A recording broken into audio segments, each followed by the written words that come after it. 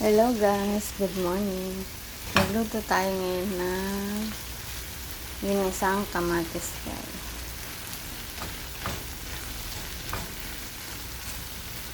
Ang ulam natin.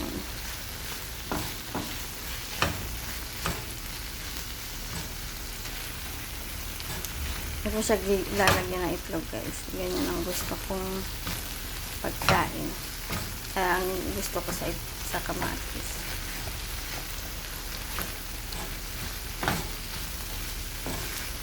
Hindi linalagyan ng itlog.